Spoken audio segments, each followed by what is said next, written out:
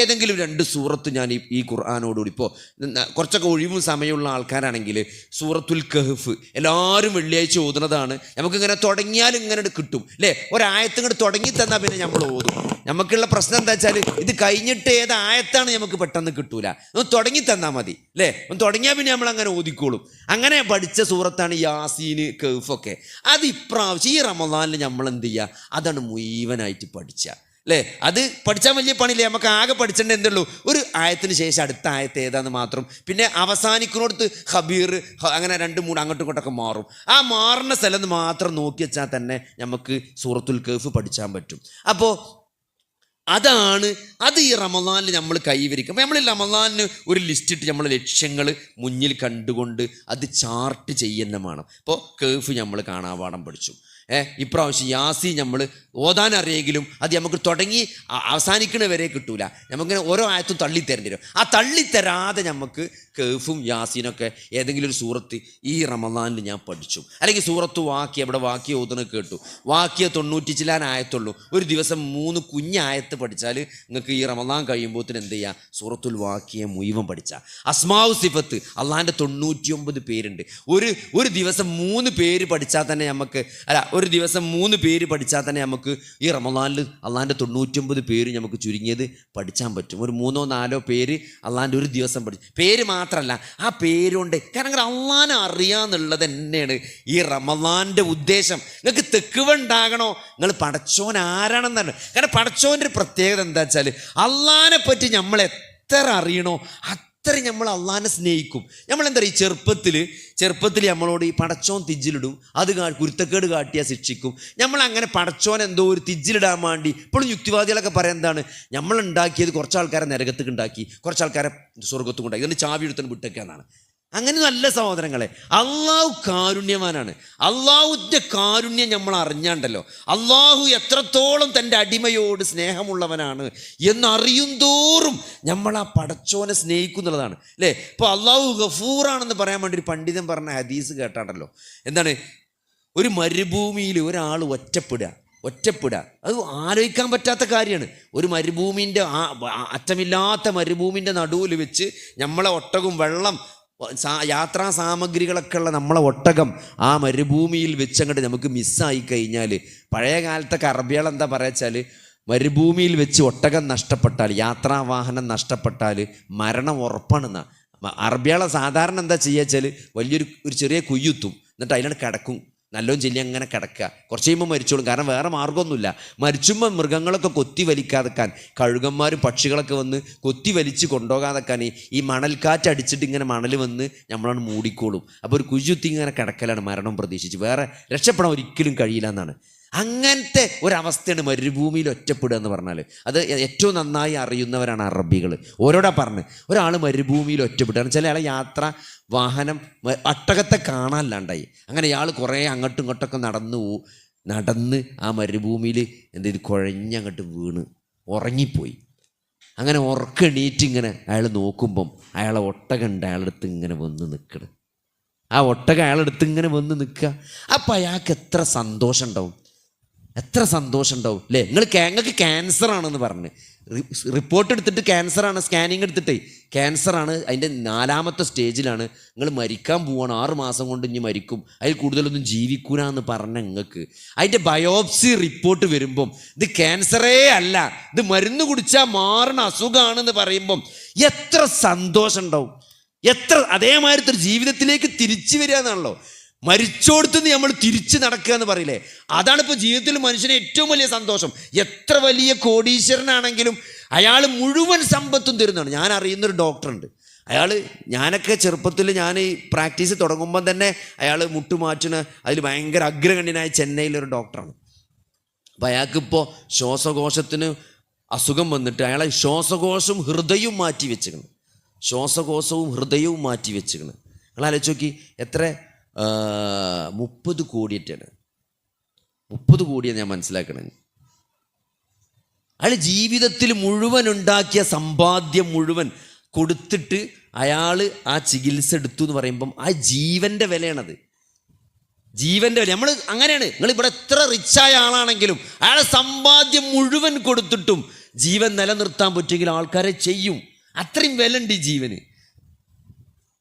അപ്പൊ ആ മനുഷ്യന് എത്ര സന്തോഷമുണ്ട്. അള്ളാന്റെ റസൂൽ പറയാണ്, ആ മനുഷ്യനെ ഒട്ടകത്തെ കാണുമ്പോണ്ടാണ് ഒരു സന്തോഷമുണ്ട്. അതിനേക്കാൾ സന്തോഷമുണ്ട് ആർക്ക്? അള്ളാഹ്ക്കുണ്ട്. എപ്പോ ഒരടിമ അള്ളാഹുവിലേക്ക് ഖേദിച്ച് മടങ്ങുമോ. ഖേദിച്ച് മടങ്ങാൻ എന്താ? വലിയൊരു കുരുത്തക്കേട് കാട്ടിയിട്ട് ആ കുരുത്തക്കേടാണെന്ന് തിരിച്ചറിവുണ്ടായിട്ട് സങ്കടം വന്നിട്ട് പടച്ചോനിലേക്ക് മടങ്ങുക. അതിനാണ് ഖേദിച്ച് മടങ്ങാറുന്ന. ഒരു വലിയ തെറ്റ് ചെയ്തിട്ട്, ഒരു ചെറ്റത്തരം ചെയ്തിട്ട് പിന്നെ തിരിച്ചറിഞ്ഞു, വാണ്ടില്ലേന്ന് തോന്നി, സങ്കടം വന്നു, പടച്ചോനോട് ഏറ്റു പറയാണ്. ആ ഒരു സമയത്ത് പടച്ചോന് അതിനേക്കാൾ സന്തോഷമുണ്ടെന്ന്, അതിനേക്കാൾ സന്തോഷമുണ്ട്. അത്രയും കാരുണ്യവാനായ, അല്ലെങ്കിൽ തൻ്റെ അടിമ ആകാശത്തിൻ്റെ ഉച്ചിയോളം, സമുദ്രത്തിലെ നുരയോളം, പതയോളം പാപങ്ങൾ ചെയ്തു പോയിട്ടുണ്ടെങ്കിലും ആത്മാർത്ഥമായിട്ടൊന്ന് പശ്ചാത്തപിച്ചാൽ അത് മുഴുവൻ പുറത്തു തരുന്നവനാണ് എൻ്റെ റബ്ബെന്ന് ഇബ്ലീസ് ശപഥം ചെയ്യുന്നുണ്ട്. ഇബ്ലീസ് പറയുന്നുണ്ട് പടച്ചോനോട്, എൻ്റെ അടിമയെ എന്ത് ചെയ്യും? ഞാൻ നരകത്തിലേക്ക് കൊണ്ടുപോകും, അവനെ കൊണ്ട് ഞാൻ തെറ്റ് ചെയ്യിപ്പിച്ച് കൊണ്ടേയിരിക്കുന്നതാണ്. മരിക്കോളം നമ്മളെ പിന്നാലെ ഇബ്ലീസ് ഉണ്ടാവുന്നതാണ്. എന്നിട്ട് നമ്മൾ തെറ്റ് ചെയ്യിപ്പിച്ച് കൊണ്ടേയിരിക്കുന്നതാണ്. അതിന് പടച്ചോൻ കൊടുത്ത മറുപടി എന്താ? ഞങ്ങൾ കുദ്സിയായ ഹദീസിൽ ഇബ്ലീസ് പടച്ചോനെ വെല്ലുവിളിക്കുകയാണ്. എന്ത്? ഞാൻ എൻ്റെ അടിമയെ തെറ്റിക്കുന്നു, അവൻ്റെ മരണം വരെ അവനെ ചെയ്സ് ചെയ്തോ ഞാൻ തെറ്റിക്കുന്നു പറഞ്ഞപ്പം പടച്ചോൻ പറഞ്ഞൊരു മറുപടി ഉണ്ട്. എൻ്റെ അടിമണ്ടല്ലോ, ഓന്നോട് ഇസ്തിഗ്ഫാർ തേടുന്ന കാലത്തോളം ഞാൻ അവന് പുറത്തു കൊടുത്തുകൊണ്ടേയിരിക്കുന്നതാണ്. പുറത്തു കൊടുത്തുകൊണ്ട് അത്ര തെറ്റ് ചെയ്താലും ഓൻ പശ്ചാത്തപിച്ചാൽ ഞാൻ പുറത്തു കൊടുക്കുന്നതാണ്. പക്ഷെ ആ പശ്ചാത്താപം ആത്മാർത്ഥമാണെന്നുള്ളതാണ്. ഉള്ളിൽ നിന്ന് വരണം, ഖേദം വേണം, സങ്കടം വേണം. സങ്കടം അതന്നെയാണ് ഒരു തെറ്റ് ചെയ്തതിന് ശേഷം ഉണ്ടാണ് ഒരു എന്താ നദ്മത്ത് എന്ന് പറയും, ഖേദം എന്ന് പറയും. അതാണ് സത്യത്തിൽ എന്ത്? അതാണ് സത്യത്തിൽ ആ തൗബന്റെ കാതല് അല്ലേ? നമുക്കൊരു സങ്കടം വന്നു, പറ്റിപ്പോയി എന്ന് തോന്നുന്നു, അതന്നെയാണ് അതിൻ്റെ അസല്. പിന്നെന്ത് ചെയ്യണം? ആ പറ്റിപ്പോയി എന്നതിൽ നിന്ന് നമ്മളെ നിലപാട് നന്നാണം. പിന്നെ ജീവിതത്തിൽ വരാണ്ട നോക്കണം, നന്മ വർദ്ധിപ്പിക്കണം. അപ്പോഴേ ആ തൗബ് സ്വീകരിച്ചു എന്ന് പറയാൻ പറ്റുള്ളൂ. അങ്ങനെ ഒരാൾ എത്ര തെറ്റ് ചെയ്തിട്ടും ആ ഒരു നിലപാട് ഒരാൾക്ക് എടുക്കാൻ കഴിഞ്ഞാൽ അയാളെ പടച്ചോൻ പുറത്തു കൊടുക്കുന്നതാണ്. ഇത്രയും ഇപ്പം ഈ റമളാൻ തന്നെ എന്ന് വെച്ചു, ഒരു റമളാൻ അടുത്ത റമളാൻ വരെ, ഒരു നിസ്കാരം അടുത്ത നിസ്കാരം വരെ, ഒരു ജുമ അടുത്ത ജുമ വരെ, ഒരു ഹജ്ജ് ജീവിതം മുഴുവനാണ് അല്ലേ? ഒരു ഹജ്ജ് നമുക്ക് നന്നായി ചെയ്യാൻ പറ്റിയാൽ അവിടുന്ന് അങ്ങോട്ട് നമുക്ക് നന്നായി കഴിഞ്ഞതൊക്കെ പടച്ചോൻ പുറത്തുന്നു. അവിടുന്ന് അങ്ങോട്ട് നന്നായി ജീവിച്ചാലോ ആ ജീവിതം തന്നെ നമ്മൾ സാക്ഷാത്കരിച്ചു. ഇത്രയും ഓഫർ വേറെ ആർക്കാ കൊടുക്കാൻ പറ്റുക? ഇത്രയും ഓഫർ ഈ കാരുണ്യവാനായ ഗഫൂറായ റഹ്മാനായ റബ്ബിനല്ലാതെ ആർക്കാണ്? അങ്ങനെ അള്ളാൻ്റെ ഓരോ സിഫത്തും അതുകൊണ്ട് അസ്മാഉ സിഫത്ത് പഠിക്കുക എന്നുള്ള എന്താ പറയുക? വെറും അള്ളാൻ്റെ 99 പേരിങ്ങനെ ഉച്ചരിച്ച് സ്വർഗത്ത് പോവല്ല സഹോദരങ്ങളെ. ഓരോ പേര് പഠിക്കുമ്പോഴും നമ്മൾ അള്ളാഹിനെ പറ്റി കൂടുതൽ അറിയാണ്. അള്ളാഹുവിൻ്റെ ഗഫൂറാണ് പറയുമ്പം, അള്ളാഹു റഹീമാണെന്ന് അറിയുമ്പം, അള്ളാഹു റഹ്മാനാണെന്ന് പറയുമ്പം, അള്ളാഹു കബീറാണെന്ന് പറയുമ്പം അല്ലേ, അള്ളാഹു റഖീബാണെന്ന് പറയുമ്പോൾ അള്ളാഹ് എല്ലാം നീ കാണുന്നുണ്ട്, എല്ലാം ഇവിടെ എത്ര വലിയ നിരീശ്വരവാദിയാണെങ്കിലും എത്ര വലിയ പോക്കിരിയാണെങ്കിലും ഒരു CCTV കണ്ട പേടിയാണ്. എന്താണ്? ഒരു ട്രാഫിക്കിൻ്റെ ക്യാമറ കാണുമ്പം വണ്ടി സ്ലോ ആക്കാണ്. എന്തിനാണ് സഹോദരങ്ങളെ? ആ ക്യാമറ കാണുന്നുണ്ട് അല്ലേ? അധികാരികൾ അറിയും അല്ലേ, ഞാൻ ഈ ചെയ്യണ തെറ്റ് ഈ ക്യാമറ ഒപ്പിയെടുത്ത് അത് നാളെ കോടതിയിൽ എനിക്കെതിരെ തെളിവായിട്ട് വരും അല്ലേ, അത് നാളെ വാട്സപ്പിൽ പ്രചരിക്കും, ഞാൻ ഇത്രയും മോശക്കാരനാണെന്ന് പറയും. പേടിയാണ് മനുഷ്യന്, പേടിയാണ് സഹോദരങ്ങളെ. മനുഷ്യൻ്റെ ബ്രെയിന് അള്ളാഹു അങ്ങനെ തന്നെ ഡിസൈൻ ചെയ്തിട്ടുള്ളത്. മനുഷ്യൻ്റെ ബ്രെയിനിൻ്റെ പ്രത്യേക തരങ്ങൾ എന്തെങ്കിലും സന്തോഷമോ എന്തെങ്കിലും സന്തോഷം കിട്ടുന്ന കാര്യങ്ങൾ വീണ്ടും ചെയ്യാൻ, അത് റിവാർഡ് എന്നാ പറയാ, റിവാർഡ് കിട്ടുന്ന കാര്യങ്ങൾ വീണ്ടും ചെയ്യാനുള്ളൊരു ത്വര മനുഷ്യനുണ്ടാവും അല്ലേ. ഒരു ശിക്ഷയെ മനുഷ്യൻ പേടിക്കും അല്ലേ. നിങ്ങളൊരു ഒരു ചുടലത്തേക്ക് എന്ത് ചെയ്യും, ഒരു പൂച്ചനെ കൊണ്ട് ഇട്ട് നോക്കി, പിന്നെ പച്ചവെള്ളം കണ്ടാൽ പോലും പൂച്ച അടുക്കൂല. കാരണം എന്താണ്? അത് ആ പൂച്ചൻ്റെ തലച്ചോറിൽ കണ്ട് അത് ലേപനം ചെയ്ത് വെച്ചു. ഇനി എന്ത് ചെയ്യില്ല, ഇനി വെള്ളം കണ്ട അടുക്കൂല. അങ്ങനെയാണ് മനുഷ്യൻ്റെ ബ്രെയിന്. മനുഷ്യന് ബുദ്ധിമുട്ടുണ്ടാക്കുന്നത്, മനുഷ്യന് വേദനയുണ്ടാക്കുന്ന കാര്യങ്ങൾ എന്ത് ചെയ്യില്ല, അതിന് മനുഷ്യൻ അകന്ന് നിൽക്കാൻ ശ്രമിക്കും എന്നുള്ളതാണ്. അതുകൊണ്ടാണ് അള്ളാഹു സ്വർഗത്തെപ്പറ്റി പറയണത്, നരകത്തെപ്പറ്റി. സ്വർഗം എന്ന് പറഞ്ഞാൽ അവിടെ സന്തോഷമാണ്, അവിടെ സുഖമാണ്. അത് ആർക്കാ കിട്ടുക? നന്മ ചെയ്തവർക്കാണ് കിട്ടുക. അതുകൊണ്ട് നന്മയെ പ്രേരിപ്പിക്കുകയാണ്. തിന്മ ചെയ്താൽ, തെറ്റ് ചെയ്താൽ അവിടെ ശിക്ഷയാണ്, അവിടെ പ്രയാസമാണ്. അതാണ് നരകം എന്ന് പറയുന്നത്. ഇത് മനുഷ്യൻ്റെ തലച്ചോറിൻ്റെ ഒരു തേട്ടാണ്. അങ്ങനെയാണ് മനുഷ്യൻ്റെ തലച്ചോറ് ഡിസൈൻ ചെയ്ത്. അതുകൊണ്ടാണ് CCTV കാണുമ്പോൾ പേടിച്ചത്. CCTV കാണുമ്പോൾ ആൾക്കാർ നന്നാണ്. എന്തുകൊണ്ടാണ്? നരകം വിചാരിച്ചിട്ടല്ലല്ലോ. ദുനിയാവിൽ മോശമാകും, ദുനിയാവിൽ അതിന് ശിക്ഷ കിട്ടുന്നുള്ളതുകൊണ്ടാണ്. അതുകൊണ്ട് സഹോദരങ്ങളെ, നമ്മൾ നന്നാകണമെങ്കിൽ റഖീബായ അള്ളാഹു അല്ലേ, അവിടെ സോഫ്റ്റ്വെയർ കേടായാലോ അല്ലെങ്കിൽ ബാറ്ററി ഡൗൺ ആയാലോ എന്തെങ്കിലും പ്രശ്നങ്ങളുള്ള CCTV വർക്ക് ചെയ്യൂല അല്ലേ, അതിൻ്റെ മേലെ എന്തെങ്കിലും കൊണ്ടിട്ടാൽ CCTVക്ക് കാണാൻ സാധിക്കൂല. അങ്ങനെ കുറേ പരിമിതികളുള്ള CCTV ഉണ്ട്. എന്നാൽ പരിമിതികളില്ലാത്ത ക്യാമറകൾ നമ്മളെ നിരീക്ഷിച്ചു കൊണ്ടിരിക്കുകയാണ്. അതൊക്കെ നാളെ ഏടുകളായിട്ട് നല്ല എന്തെയും ഡിജിറ്റൽ ഡോക്യുമെൻ്റ് ആയിട്ട് നാളെ പടച്ചോൻ്റെയും ഇതൊക്കെ നാളെ ഹാജരാക്കപ്പെടുന്ന ഒരു വിചാരണ വരാണ്ട് എന്ന തിരിച്ചറിവ്, എല്ലാം അള്ളാഹു കാണുന്നുണ്ട് എന്ന നിരീക്ഷിക്കുന്നുണ്ട് എന്ന തിരിച്ചറിവ്, അത് അള്ളാഹുവിനെ കുറിച്ചുള്ള നമ്മുടെ ബോധം എന്ത് ചെയ്യും, അത് വർദ്ധിപ്പിക്കും അല്ലേ. അള്ളാഹു ഹയ്യുൽ ഖയ്യൂമാണെന്ന് പറയുമ്പം, അള്ളാഹു എന്നെന്നും ജീവിച്ചിരിക്കുന്നവനാണെന്ന് പറയുമ്പം അതിലൊരു പ്രതീക്ഷ ഉണ്ട് അല്ലേ. അത് അള്ളാഹു എല്ലാത്തിനും കഴിവുള്ളവനാണെന്ന് പറയും. നിങ്ങളെ വെച്ചേക്ക് അള്ള എല്ലാത്തിനും കഴിവുള്ളവനാണ് അല്ലേ. എൻ്റെ ഒരു പ്രയാസം, ഇപ്പോൾ ചെറിയൊരു പ്രയാസം ഉണ്ടായി, ഒരു അസുഖം വന്നു അല്ലേ, ഒരു വേദന വന്നു, അല്ലെങ്കിൽ സാമ്പത്തികമായി ചെറിയൊരു ഞെരുക്കുണ്ടായി അല്ലേ, ആ ഞെരുക്കം മാറ്റിത്തരാൻ കഴിവുള്ളവനാണ് ആര്? അള്ളാഹു. കാരണം ഏറ്റവും വിശാലമായ ആകാശഭൂമികളുടെയും അതിനപ്പുറത്തുമുള്ള ഖജനാവുകൾ ഉടമപ്പെടുത്തുന്നവനാണ് എൻ്റെ റബ്ബ് എന്ന ബോധം. പടച്ചോൻ ആർക്കും എന്ത് ചെയ്യാം, ആർക്കും വിശാലമായിട്ട് ഇനിയും റിസ്ക് നൽകാൻ കഴിവുള്ള അള്ളാഹ്ക്ക് എനിക്ക് ഈ പ്രശ്നങ്ങൾ മാറ്റിത്തരാൻ അള്ളാഹു കഴിവുള്ളവനാണ്. അങ്ങനെ അള്ളാഹിൻ്റെ ഓരോ പേരും നമുക്ക് നൽകുന്നൊരു പ്രതീക്ഷ ഉണ്ട്, നമുക്ക് നൽകുന്നൊരു അറിവ്, അതൊക്കെ നമ്മളെ അള്ളാഹുവിലേക്ക് അടുപ്പിക്കുകയാണ് ചെയ്യുക. അള്ളാഹുവിനെ കൂടുതൽ ആരാധിക്കാനുള്ള പ്രേരണ നമുക്ക് നൽകുകയാണ് ചെയ്യുക. അള്ളാഹുവിൽ തവക്കുൽ ചെയ്യാനുള്ള ഒരു മനസ്സ് നമുക്ക് തരികയാണ് ചെയ്യുക. ഒരു പ്രയാസം ഉണ്ടാകുമ്പം അതൊക്കെ പടച്ചോനെ ഏൽപ്പിക്കുക. നമ്മളെന്തിനാ വെറുതെ ടെൻഷനാണ്? കാരണം ഈ പ്രശ്നം തന്നത് പടച്ചോനാണ്, ഈ പ്രശ്നത്തെക്കുറിച്ച് ഏറ്റവും അറിയുന്നവനും പടച്ചോനാണ്, ഈ പ്രശ്നം പരിഹരിച്ചു തരാൻ കഴിവുള്ളവനും പടച്ചോനാണ്. പിന്നെ ഇതെനിക്കുള്ളൊരു പരീക്ഷണമാണ്. അത് ഞാൻ എന്തേ ചെയ്യേണ്ടതുള്ളൂ?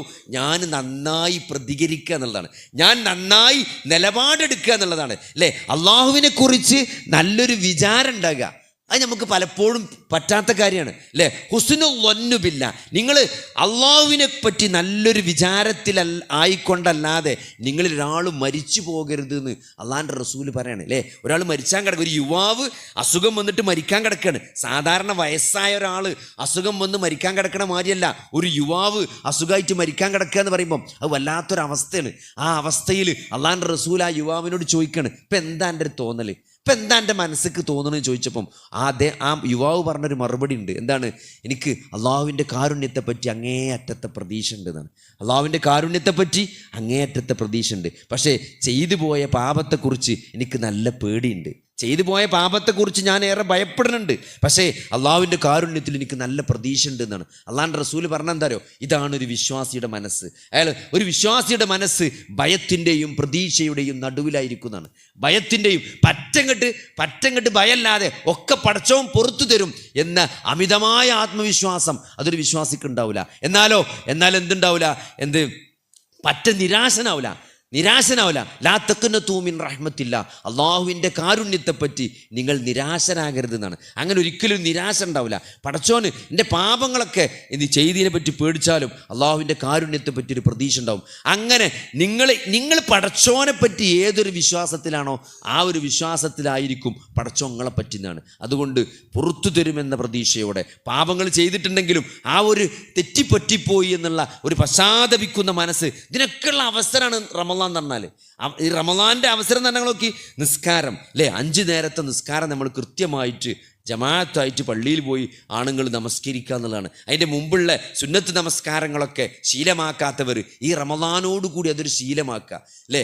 പലപ്പോഴും ആളുകൾ നിസ്കരിക്കുന്നുണ്ടാവും, എന്നാലും ലുഹറിന് മുമ്പുള്ള സുന്നത്ത് ചിലപ്പം ആൾക്കാർക്ക് അങ്ങനെ കിട്ടുന്നുണ്ടാവില്ല അല്ലേ. ചിലപ്പോൾ നമ്മൾ എത്തുമ്പോഴത്തിന് ലുഹർ ജമാഅത്ത് പലപ്പോഴും തുടങ്ങിയിട്ടുണ്ടാവും. പിന്നെ നമ്മളാ പഴയ അവസ്ഥയിൽ തന്നെ നിൽക്കുന്നത്, പഴയ അവസ്ഥയിൽ അല്ലേ. പണ്ടൊരു ചങ്ങായി പറഞ്ഞ്, ഓന് 18-ാം വയസ്സിൽ ആരോഗ്യമാണ് ഇപ്പോഴും, 18-ാമത്തെ വയസ്സിൽ ആരോഗ്യമാണ്, 56-ാമത്തെ വയസ്സിലൊന്ന്. അപ്പോൾ അതെങ്ങനെ ഈ 56-ാമത്തെ വയസ്സിലെങ്ങനെ 18-ാമത്തെ വയസ്സിൽ ആരോഗ്യം ഉണ്ടാണെന്ന് വെച്ചപ്പോൾ ഓൻ പറഞ്ഞെന്താ അറിയോ, അന്ന് എൻ്റെ അമ്മാമ എന്നോട് പറഞ്ഞ്, ആ തിരുമ്പാങ്കല്ലൊന്ന് കുട്ടി അവിടുന്ന് ഒന്ന് മാറ്റിയിടുക. 18-ാമത്തെ വയസ്സിൽ ഓൻ പോയി തിരുമ്പാങ്കല്ലൊന്ന് പൊന്തിച്ചു നോക്കി, അനങ്ങിയില്ല കല്ല്. 56-ാമത്തെ വയസ്സിൽ ഓൻ അമ്മാമാനെ ഓർമ്മ വന്നിട്ട് ഒന്നുകൂടി ഒന്ന് പൊന്തിച്ചാൽ നോക്കി, അപ്പോഴും അനങ്ങിയില്ല. അപ്പോൾ ഓൻ പറയാണ്, 18-ാമത്തെ വയസ്സിൽ അതേ ആരോഗ്യമാണ് ഇപ്പോഴും, അന്നും കല്ലനങ്ങിയിട്ടില്ല, ഇന്നും കല്ലനങ്ങിയിട്ടില്ല. അതേമാതിരിയാണ് നമ്മളെ അവസ്ഥ. അന്നും കുല്ലല്ലാഹു, നമ്മൾ മദ്രസ പോയി തുടങ്ങിയ കുല്ലല്ലാഹു എന്നെ എപ്പോഴും നമ്മൾ ഓതിക്കൊണ്ടിരിക്കണം. ഇപ്പോഴും സുന്നത്ത് സ്കരിച്ചാൽ എന്താ ഓതുക? കുല്ലല്ലാഹു അഴുത അള്ളാഹു സമതുലം ജലിത് പോലെ. എന്നാൽ അള്ളാഹിൻ്റെ റസൂലിൻ്റെ സഹാബത്ത് കുല്ലല്ലാഹു ഓതിന്നു. ഒരാൾ എല്ലാ നിസ്കാരത്തിനും കുല്ലല്ലാഹു ഓതുക. കാരണം എന്താ വെച്ചാൽ മൂപ്പരോട് ചോദിച്ച അവസാനം, അപ്പോൾ നബി ചോദിച്ചപ്പോൾ മൂപ്പർ എന്താ പറഞ്ഞത്? എനിക്ക് അത്ര ഇഷ്ടമാണ് അള്ളാഹിനെ പറ്റി, അള്ളാഹു ഏകനാണ്. അതാണ് വിശുദ്ധ ഖുർആനിൻ്റെ 3-1 സൂറത്തുൽ ഇഖ്ലാസ് എന്ന് പറയും. നമ്മൾ അങ്ങനല്ല ഓതുന്നത്. നിങ്ങൾ ആരെങ്കിലും കുല്ലല്ലാഹു ഓതുന്നത് അതുകൊണ്ടാണോ? ആണോ? ആ അള്ളാഹിനെ പറ്റി പറഞ്ഞ ആ വാക്കുകൊണ്ടും അതിൻ്റെ ഗാംഭീര്യം കൊണ്ടും അള്ളാഹുവിൻ്റെ ഏകത്വം കൊണ്ടുമാണ് നിങ്ങൾ കുല്ലല്ലാഹു ഓതുന്നത്? അല്ല, നമ്മൾ ടക്ക അടിച്ചു വിടാൻ വേണ്ടിയിട്ടാണ് നമ്മൾ കുല്ലല്ലാഹു ഓതുന്നത്. അതുകൊണ്ട് സഹോദരങ്ങളെ, നമ്മളൊന്നും കുല്ലല്ലാഹു ഇപ്പോഴും കുല്ലല്ലാഹു അത് പറ്റൂല. നമ്മൾ ഈ റമദാനിൽ ഒന്ന് അപ്ഗ്രേഡ് ചെയ്യണം. നമ്മൾ റമദാനിൽ കുറച്ച് വലിയ സൂറത്തൊക്കെ സുന്നത്ത് നിസ്കാരത്തിൽ നമുക്കറിയണേ ഒരു അമ്മയൊക്കെ ഓതിക്കൂടെ അല്ലേ? ഒരു സബ്ബീസ്മ എന്താ ഒരു സുന്നത്ത് നിസ്കാരത്തിൽ ഓതി എന്താ നമ്മൾ ആകാശം പൊളിഞ്ഞോടുമോ അല്ലേ? അതുകൊണ്ട് നമ്മൾ കുറച്ച് ഒരു റമദാൻ കഴിയുമ്പോൾ നമ്മൾ കുറച്ചെങ്കിലും നന്നാണ്ടേ അല്ലേ? കഴിഞ്ഞ റമദാനിനേക്കാൾ നമ്മൾ മെച്ചപ്പെട്ടുകണെന്ന് പറയണമെങ്കിൽ നമ്മളെ ഓത്തിൽ അല്ലേ, നമ്മളെ ഖിറാഅത്തിൽ, നമ്മളെ ഖുർആൻ പാരായണത്തിൽ, അർത്ഥം പഠിക്കുന്നിടത്ത്, ആയത്ത് മനസ്സിലാക്കുന്നിടത്ത്, തദബ്ബുർ, ഞാൻ പറഞ്ഞ നിങ്ങൾ ഓരോ പ്രാവശ്യം ഖുർആൻ ഓതുക. അത് ഖുർആൻ്റെ പ്രത്യേകത തന്നെ അതാണ്. നിങ്ങൾ എത്ര പ്രാവശ്യം ഓതിയാലും എത്ര പ്രാവശ്യം അതിനെപ്പറ്റി ചിന്തിച്ചാലും ഇതേവരെ കിട്ടാത്തൊരറിവ് നിങ്ങൾക്ക് കിട്ടും. ഫൈദാസ അലക്ക ഇങ്ങനത്തെ ഇന്ന് സത്യത്തിൽ ഞാൻ ഇവിടെ പറയാൻ വേണ്ടി ഞാൻ അങ്ങനെ തപ്പിക്കൊണ്ടിരിക്കുമ്പോഴാണ് ഇന്ന് ജീവിതത്തിൽ ആദ്യമായിട്ട് ആ പോയിന്റ് കിട്ടിയത്. വിശുദ്ധ ഖുർആനിൽ തൻ്റെ അടിമകളോട് അള്ളാഹു പറഞ്ഞു കൊടുക്കാൻ വേണ്ടി പറഞ്ഞ പല കാര്യത്തിലും നിങ്ങൾ പറഞ്ഞു കൊടുക്കി നബിയേ എന്നാണ് എല്ലായിടത്തും പറഞ്ഞത്. അവർ ചോദിക്കുന്നു, ഹയലിനെ കുറിച്ച് ചോദിക്കുന്നു, അവർ ഈ മാസങ്ങളെ ചന്ദ്രകലയെക്കുറിച്ച് അവർ നിന്നോട് ചോദിക്കുന്നു. അങ്ങനെ വിശുദ്ധ ഖുർആനിൽ കുറേ സ്ഥലത്തുണ്ട് അവർ നിന്നോട് ചോദിക്കുന്നു, പ്രവാചകരെ താങ്കൾ പറഞ്ഞു കൊടുക്കുന്നു. എന്നാൽ എന്നെപ്പറ്റി അവർ ചോദിക്കുന്നു. ഫഇദാ സഅലക ഇബാദി അന്നി, അവിടെ പടച്ചോൻ നബിയെ പറഞ്ഞു കൊടുക്കുന്നു പറഞ്ഞില്ല, അവൾ നേരിട്ടാണ് പറഞ്ഞേക്കണേ. അവിടെ ഒരു ഇടയാളനെ പടച്ചോൻ വെച്ചില്ല. ഫഇന്നി ഖരീബ്, ഞാൻ സമീപസ്ഥനാണ്.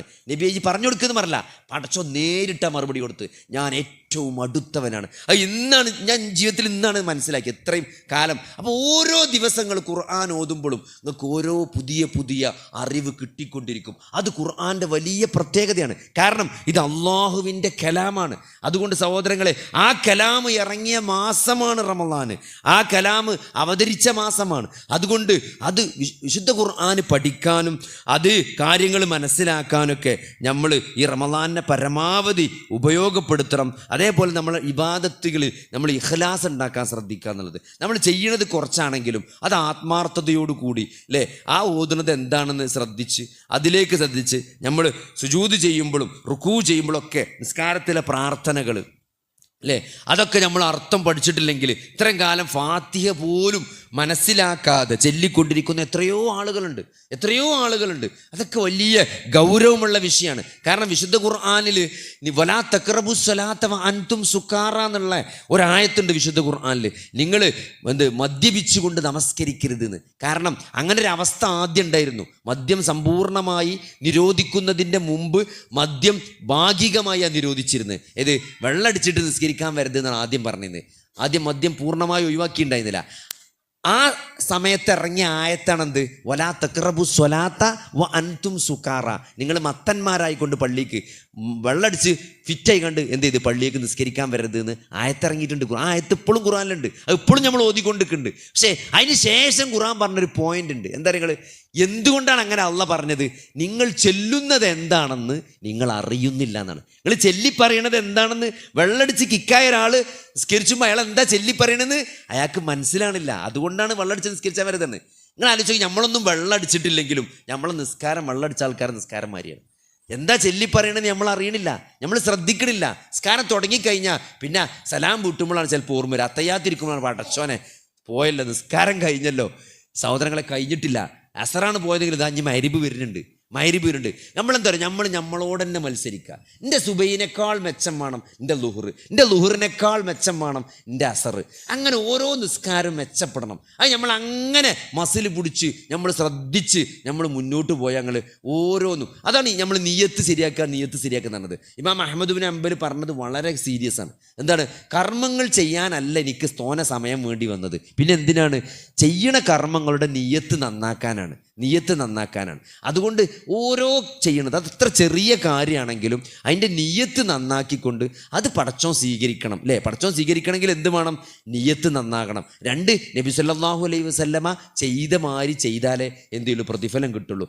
ഇതൊക്കെ ശ്രദ്ധിച്ച് മുന്നോട്ട് പോയാലാണ് എന്ത് ചെയ്യുക, നമ്മളെ കർമ്മങ്ങൾ നമുക്ക് സ്വീകരിക്കപ്പെടുക. ഇനി സ്വീകരിച്ചാൽ തന്നെ സഹോദരങ്ങളെ അതിൻ്റെ പ്രതിഫലം കിട്ടണമെങ്കിൽ നമ്മൾ വേറൊരു കാര്യം കൂടി ശ്രദ്ധിക്കണം. അത് നമ്മൾ നോമ്പിൽ നന്നായി ശ്രദ്ധിക്കണം. എന്താ വെച്ചാൽ നാളെ മനിൽ മുഫ്ലിസ് എന്ന് ചോദിച്ചിട്ടുണ്ട് നബി സ്വല്ലല്ലാഹു അലൈഹി വസല്ലം. ആരാണ് പാപ്പറായ ആൾ എന്ന് സഹാബത്തിനോട് ചോദിക്കുകയാണ്. അപ്പോൾ ആരാ പാപ്പറാൽ? ദീനാറും ദിർഹമും ഇല്ലാത്ത ഒരാളാണല്ലോ. അതായത് നമുക്ക് ബാങ്കിലും ഇല്ല, അക്കൗണ്ടിലും ഇല്ല, എവിടെ പൈസയും സ്വർണ്ണവും ഒരു സമ്പത്തും ഇല്ലാത്ത ഒരാളാണ് നമ്മൾ പാപ്പറായി എന്ന് പറയാം അല്ലേ. എന്നാൽ ആരാണ് സത്യത്തിൽ പാപ്പറെന്ന് നബി സല്ലല്ലാഹു അലൈഹി വസല്ലം പഠിപ്പിച്ചു കൊടുക്കുകയാണ്. നാളെ മഹ്ശറിൽ വരും അല്ലേ. നാളെ മഹ്ശറിൽ അവർ വരും. അവർക്ക് വലിയ കർമ്മങ്ങളുണ്ടാവും അല്ലേ. ആമിലത്തുൻ നാസിമ എന്നൊക്കെ പറയല്ലേ. വേർപ്പുണ്ടാവും. നെറ്റീത്തടത്തിൽ വേർപ്പായിട്ടാണ് ആൾക്കാർ ഓടി തളർന്നിട്ടാണ് നാളെ പരലോകത്തേക്ക് വരിക. അത്രയും നയിച്ചിട്ടുണ്ടാവും. കർമ്മങ്ങളുടെ രേഖയിലൊക്കെ നിറയെ കർമ്മങ്ങളുണ്ടാവും. പക്ഷേ എന്താ നിങ്ങൾ വിചാരണ കണ്ട് തുടങ്ങിക്കഴിഞ്ഞാൽ പിന്നെ എന്താ സംഭവിക്കാറ്? നമ്മളെ നന്മകളൊക്കെ അക്കൗണ്ടിൽ നിന്ന് പോകും. കാരണം എന്താ വെച്ചാൽ നമ്മൾ കുറ്റം പറഞ്ഞത് അല്ലേ, നമ്മൾ തെറി പറഞ്ഞത്, നമ്മളൊരാളെ ഉപദ്രവിച്ചത്, നമ്മളൊരാളെ മാനസികമായി വിഷമിപ്പിച്ചത് അല്ലേ. ഒരാളെപ്പറ്റി വോയിസ് ഇട്ടേക്കുക, നമ്മളൊരു വോയിസ് ഇട്ടു, മൂപ്പരങ്ങനെയാണ് മൂപ്പരിങ്ങനെയാണ്. ആ വോയിസ് നമ്മളെ ഗ്രൂപ്പിൽ നിന്ന് ആൾക്കാർ അങ്ങോട്ടും ഇങ്ങോട്ടൊക്കെ ഫോർവേഡ് ചെയ്ത് ആ വോയിസ് എല്ലായിടത്തും പോയി. സഹോദരങ്ങളെ, അതൊക്കെ വലിയ ബാധ്യതയായിട്ട് നമുക്ക് വരും. നമ്മളൊരാളെപ്പറ്റി അനാവശ്യമായിട്ട് ഉള്ളത് പറഞ്ഞാൽ തന്നെ, നിങ്ങളെ ഏറ്റവും ശ്രദ്ധിക്കണല്ലോ, ഉള്ളത് പറഞ്ഞാൽ തന്നെ പ്രശ്നമാണ്. ഒരാൾക്ക് ഇഷ്ടമല്ലാത്തത് അയാളുടെ അഭാവത്തിൽ പറയുന്നതിനാണ് പരദൂഷണം എന്ന് പറയാം അല്ലേ. ഏഷണി പരദൂഷണം എന്ന് പറഞ്ഞാൽ എന്താണ്? പരദൂഷണം എന്ന് പറഞ്ഞാൽ അയാൾക്ക് ഇഷ്ടമല്ലാത്തത് അയാളെപ്പറ്റി അയാളില്ലാത്ത നേരത്ത് പറയാം. അതുള്ളത് തന്നെയാണ്, ഇല്ലാത്തതല്ല. അയാൾ പിശുക്കനാണ്, നമ്മൾ പറയാം അയാളൊരു പെരും പിശുക്കനാണ്, അതിങ്ങനെ പറയാം. അയാളില്ലാത്ത നേരത്ത് അത് പരദൂഷണമാണ്. എന്നാലോ അയാളെപ്പറ്റി ഇല്ലാത്തത് പറയലോ അത് ഏഷണിയാണ്, അത് കളവാണ്, അതിന് വേറെ കുറ്റം ഉണ്ടാവും. അപ്പോൾ കണ്ടതും കേട്ടതും പറയാന്നുള്ളത് തന്നെ എന്താണ്? ഒരാൾക്ക് കളവ് പറയാനുള്ള അത് മതി എന്നാണ്. അയാൾക്ക് കളവ് പറയാൻ അത് മതി. കണ്ടതും കേട്ടതും ഓൻ പറഞ്ഞതാണ്. പക്ഷെ ഓൻ പറഞ്ഞ എന്തിനാണ് സഹോദരങ്ങളെ? നിങ്ങൾ ആലോചിച്ച് നോക്കി, ഒരു സഹോദരനെ പറ്റി നമ്മൾ മോശമായിട്ട് കേട്ടാൽ സലഫുകൾ പറയുന്നതാണ് എന്താണ്? നമ്മളെപ്പോഴും വിചാരിക്കേണ്ട എന്തറിയോ, അങ്ങനെ ആവൂല അല്ലേ. പോനെ അവിടെ കള്ളു ഷാപ്പിൻ്റെ അവിടെ കണ്ടു, ഓൻ അന്നിങ്ങനെ കണ്ടപ്പോൾ ഓനൊരു സ്വബോധമല്ലാതെ കണ്ടു, ഓൻ്റെ ലഹരി ഉപയോഗിച്ച പോലെ ഉണ്ട്. ഓനെ കാണുമ്പോൾ എന്ന് പറയുമ്പോൾ ഒരു മണമൊക്കെ ഉണ്ടെന്ന് പറയുമ്പോൾ നമ്മളെ മനസ്സിനോട് പറയേണ്ടത് അതൊരാളോട് പറയാനേ പാടില്ല. ഒരു സഹോദരൻ്റെ ന്യൂനത മറച്ചു വെച്ചാൽ നമ്മളെ ന്യൂനത അള്ളാഹു പരലോകത്ത് മറച്ചു വെക്കുന്നതാണ്. അത് പറയാൻ പാടില്ല. അത് പറയേണ്ടത് ഓനോടാണ്. ഒറ്റയ്ക്ക് വിളിച്ചുകൊണ്ടേറ്റ് നോക്കാം, അങ്ങനെ എന്നെ കണ്ടിക്ക് അങ്ങനെ തോന്നി, അത് സത്യമാണോ ചോദിക്കും. അപ്പോൾ ചിലപ്പോൾ പറയും അങ്ങനെ ഉണ്ട്, എന്നാൽ മാറ്റണം കേട്ടോ, അത് വലിയ തെറ്റാണ് കേട്ടോ. അത് ഓനോട് മാത്രമേ പറയാൻ പാടുള്ളൂ. ഇതെന്താ? ഓനോട് മാത്രമേ പറയാത്തുള്ളൂ. അത് ഓനോട് മാത്രം പറയില്ല, ബാക്കി എല്ലാവരോടും പറയും. അങ്ങനെ ഒരാളെപ്പറ്റി നമ്മൾ കേട്ടാൽ, നമ്മൾ കണ്ടിട്ടില്ല, കേട്ടാൽ അല്ലെങ്കിൽ കണ്ടു സഹോദരൻ, നമ്മൾ എന്താ വിചാരിച്ചിട്ടുണ്ടെങ്കിൽ അതങ്ങനല്ല അല്ലേ. അങ്ങനല്ല, ഓനെന്തോ പറ്റിയതാണ്. ഒരിക്കലും ഓനങ്ങനെ സംഭവിക്കൂല അല്ലേ. ഓനെന്തോ കഷായം കുടിച്ചതാണ് അല്ലേ. ചില കഷായം കുടിച്ചാൽ ചിലപ്പോൾ മണക്കുണ്ടാവും. ആ കഷായം കുടിച്ച മണാണെന്ന് നമ്മൾ അതായത് അവൻ തെറ്റുകാരനല്ല എന്ന് നമ്മളെ ബോധ്യപ്പെടുത്താൻ എത്ര കാരണങ്ങളുണ്ടോ അതൊക്കെ നമ്മൾ അന്വേഷിക്കണം എന്നാണ്. ഒരു കാരണവും കിട്ടിയിട്ടില്ലെങ്കിലും നമ്മൾ വിചാരിച്ചേണ്ട എന്താ പറയുക, ഞാൻ മനസ്സിലാക്കാത്ത എന്തോ ഒരു കാരണം ഉണ്ട്, എന്നാലും ഓൻ അങ്ങനെ ചെയ്യൂല എന്നാണ്. ഓനങ്ങനെ ചെയ്യാൻ എന്തെങ്കിലും ഒരു കാരണം ഉണ്ടാവും അല്ലേ. അത് ഓന് പഠിച്ചോനേക്കോളും. എന്തായാലും ഓനെ നമ്മൾ എന്ത് ചെയ്യാൻ പാടില്ല, മോശമായിട്ട്.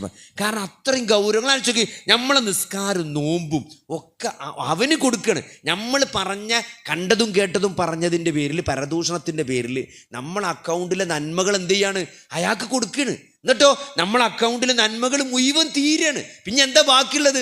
ഇനിയൊന്നും ബാക്കിയില്ല, കൊടുക്കാൻ ഒന്നും ബാക്കിയില്ല. ഇനി നമ്മൾ പറഞ്ഞത് ബാക്കിയാണ്. നമ്മളൊരാളെ പറ്റി കണ്ടതും കേട്ടതും പറഞ്ഞത് ഇനിയും ബാക്കി കിടക്കുകയാണെങ്കിൽ എന്താ സംഭവിക്കാറ്? അയാളെ തിന്മകൾ നമുക്ക് ഇങ്ങോട്ട് എടുത്തു തരും. അയാളെ തിന്മകൾ നമ്മൾ അക്കൗണ്ടിൽ വരും. അവനാണ് പാപ്പറായവൻ.